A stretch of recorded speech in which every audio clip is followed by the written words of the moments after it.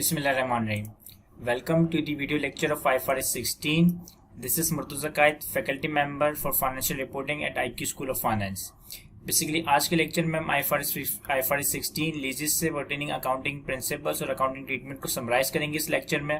तो स्टार्ट करते हैं। सबसे पहले IFRS 16 की अगर ऑब्जेक्टिव और स्कोप की बात करें तो IFRS 16 का ये स्टैंडर्ड एक लीज कॉन्ट्रैक्ट को लेसी और लेसर की फाइनेंशियल स्टेटमेंट में किस तरह से रिकॉग्नाइज, मेजर, प्रेजेंट और डिस्क्लोज किया गया है, इस एजेंडा के ऊपर बात करता है। एक लीज कॉन्ट्रैक्ट को लेसी और लेसर की फाइनेंशियल स्टेटमेंट में किस तरह से अकाउंट फॉर किया जाएगा, किस तरह से प्रेजेंट किया जाएगा, किस तरह से डिस्क्लोज किया जाएगा, ये सारी बातें हमें IFRS 16 में मिलती है। कुछ लीजेस हमारे पास ऐसी है जिनको IFRS 16 के स्कोप से बाहर रखा गया है, यानी कि बायोलॉजिकल एसेट्स हो गया या कोई सर्विस एग्रीमेंट हो गया या कोई इंटेलेक्चुअल प्रॉपर्टी का राइट हो गया। इन एसेट्स या इन चीजों की लीज के ऊपर हम IFRS 16 नहीं बल्कि रेलेवेंट स्टैंडर्ड की अकाउंटिंग अप्लाई करेंगे। अब बात करते हैं IFRS 16 लीजेस की। एक कॉन्ट्रैक्ट लीज कॉन्ट्रैक्ट किस वक्त बनता है ये जानना जरूरी है। रीजन बीइंग कि अगर एक कॉन्ट्रैक्ट लीज कॉन्ट्रैक्ट है तो ही उस पर IFRS 16 अप्लाई होगा। अगर एक कॉन्ट्रैक्ट लीज कॉन्ट्रैक्ट नहीं है तो फिर हम इस पर IFRS 16 की लीज अकाउंटिंग नहीं बल्कि कोई सर्विस अकाउंटिंग कर रहे होंगे। तो सबसे पहले कॉन्ट्रैक्ट के इंसेप्शन पे हमने ये आइडेंटिफाई करना है कि आइदर हमारा कॉन्ट्रैक्ट लीज कॉन्ट्रैक्ट है भी या नहीं। तो लीज कॉन्ट्रैक्ट की डेफिनेशन हमारे पास कहता है a contract that convey the right to use of an identified asset for a period of time in exchange for consideration. एक ऐसा कॉन्ट्रैक्ट जिसके नतीजे में एक पार्टी दैट इज लेसर एक आइडेंटिफाइड एसेट का राइट टू यूज ट्रांसफर करे एक और पार्टी को दैट इज लेसी।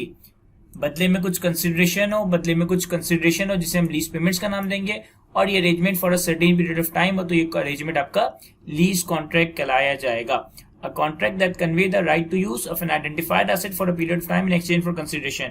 एक कॉन्ट्रैक्ट जिसके नतीजे में एक लेसर एक आइडेंटिफाइड एसेट का राइट टू यूज एक लेसी को ट्रांसफर करे for a period of time जिसे हम लीज टर्म कहेंगे, बदले में कुछ कंसिडरेशन रखी जा रही हो जिसे हम लीज पेमेंट्स कहेंगे, तो ये कॉन्ट्रैक्ट आपका IFRS 16 का लीज कॉन्ट्रैक्ट बन जाएगा।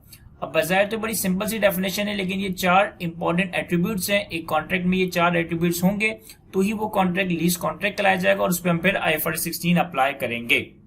वो चार एट्रीब्यूट्स कौन कौन से हैं? Number 1 what is right to use, number 2 what is identified asset, number 3 what is lease term and number 4 what is lease payments. तो सबसे पहले बात करते हैं हम राइट टू यूज की। एक आइडेंटिफाइड एसेट का राइट टू यूज लेसर से लेसी की तरफ ट्रांसफर होना चाहिए एक कॉन्ट्रैक्ट का लीज कॉन्ट्रैक्ट बनने के लिए।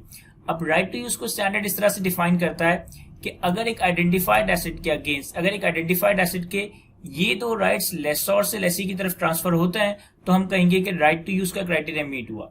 Through out the period of use the lessee has both the following rights to the identified asset. अगर during the period of lease during the period of lease term lessor lessee को ये दो rights transfer करता है तो फिर right to use का criteria fulfil होगा। Number 1 the right to obtain substantially all economic benefit from the use of the asset. एक एसेट को यूज करके जो इकोनॉमिक बेनिफिट हासिल किए जा सकते हैं इस इकोनॉमिक बेनिफिट को हासिल करने का right. And number 2 the right to direct the use of the asset, यानी कि एसेट को कब कहां कैसे इस्तेमाल करना है इस चीज की डिसीजन मेकिंग।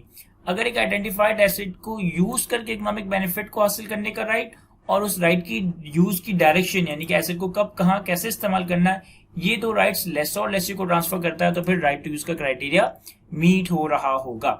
अगर किसी कॉन्ट्रैक्ट में कोई प्रोटेक्टिव राइट रखा गया है कि फॉर एग्जांपल कि हम किसी एसेट को एक स्पेसिफिक एरिया से बाहर नहीं ले जा सकते या फॉर एग्जांपल एक एसेट को पर डे एक certain limited number of hours या नंबर ऑफ प्रोडक्शन कैपेसिटी से ज्यादा इस्तेमाल नहीं कर सकते, तो इस तरह की जो रिस्ट्रिक्शन है वो कहलाई जाती है प्रोटेक्टिव राइट।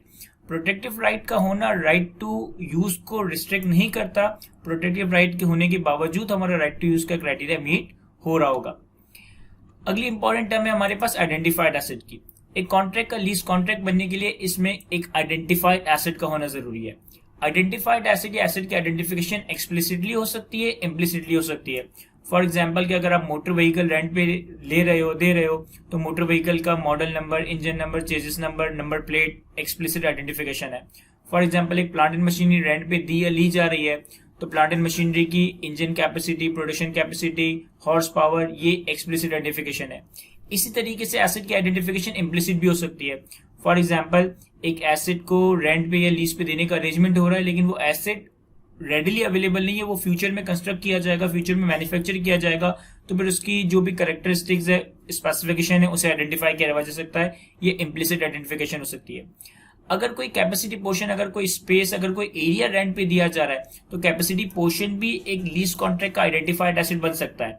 लेकिन एक कैपेसिटी पोर्शन का आइडेंटिफाइड एसेट बनने के लिए उसमें इन दो में से कोई एक कंडीशन का फुलफिल होना जरूरी है। Capacity portion is can be an identified asset if capacity is physically distinct और कैपेसिटी पोर्शन या contract is for substantial portion of the capacity. देखिए, फिजिकली डिस्टिंक्ट का मतलब है कि फॉर एग्जांपल कि एक बिल्डिंग में 10 रूम है और 10 रूम में से 2 रूम्स रेंट पे लिए गए। अगर तो वो 2 रूम स्पेसिफिकली आइडेंटिफाइड है कि भाई आउट ऑफ दीज 10 ये स्पेसिफिक 2 रूम रेंट पे दिए जा रहे हैं, तो फिर आइडेंटिफाइड एसेट है। लेकिन अगर 10 में से 2 रूम रेंट पे दिए जा रहे हैं लेकिन वो 2 रूम आइडेंटिफाइड नहीं है, कभी रूम ए और बी दिया जा रहा है, कभी रूम सी और डी दिया जा रहा है, कभी रूम ए और एफ दिया जा रहा है, आइडेंटिफाइड या फिजिकली डिस्टिंक्ट नहीं है, तो फिर आइडेंटिफाइड एसेट कंसिडर नहीं किया जाएगा। तो कैपेसिटी पोर्शन का फिजिकली डिस्टिंक्ट होना जरूरी है, या फिर capacity substantial portion of the capacity का कॉन्ट्रैक्ट किया जा रहा हो। फॉर एग्जांपल कि अगर एक बिल्डिंग में 10 रूम है और 10 में से 9 रूम रेंट पे दे दिए गए, अब 9 रूम आइडेंटिफाइड नहीं भी है, लेकिन चूंकि contract substantial portion of the capacity का है, तो फिर ये आइडेंटिफाइड एसेट कंसिडर किया जाएगा। फॉर एग्जाम्पल, एक कंपनी है जिसकी पाकिस्तान भर में पाइपलाइंस है और वो पेट्रोल और ऑयल वगैरह ट्रांसफर करने के लिए इस्तेमाल होती है।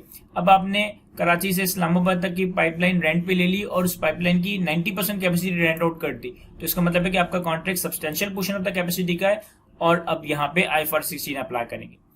आइडेंटिफाइड एसेट के इस क्राइटेरिया में एक इंपॉर्टेंट टर्म है सब्स्टिट्यूशन राइट का। अगर एक लीज कॉन्ट्रैक्ट में लेसोर के पास सब्स्टिट्यूशन राइट है, यानी लेसोर के पास ये राइट है कि वो लीज एसेट को during the period of lease substitute कर सकता है, चेंज कर सकता है, रिप्लेस कर सकता है, तो लेसोर का लीज एसेट का सब्स्टिट्यूशन राइट का होना स्पेसिफिक क्राइटेरिया, स्पेसिफिक एसेट के, आइडेंटिफाइड एसेट के क्राइटेरिया को मीट नहीं होने देता और अब इस कॉन्ट्रैक्ट को हम लीज कॉन्ट्रैक्ट नहीं कह सकते।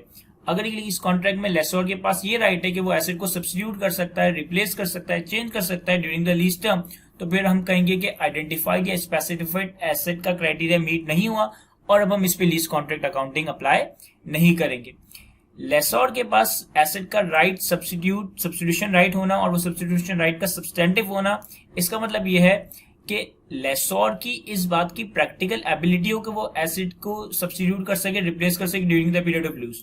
फॉर एग्जाम्पल कि अगर कोई एसेट लीज पे लिया या दिया जा रहा है और वो लेसोर की प्रेमिसेस में या लेसोर के कंट्रोल में, तो यहाँ पे लेसोर के पास एक प्रैक्टिकल एबिलिटी है कि वो एसेट को सब्स्टिट्यूट कर सकता है, रिप्लेस कर सकता है। यानी कि सबसे पहले एसेट के रिप्लेसमेंट या सब्स्टिट्यूशन की प्रैक्टिकल एबिलिटी का होना, and the lessor would benefit economically from the exercise of the right to substitute the asset, कि लेसोर उस सब्स्टिट्यूशन से, उस रिप्लेसमेंट से इकोनॉमिक बेनिफिट भी हासिल कर सके।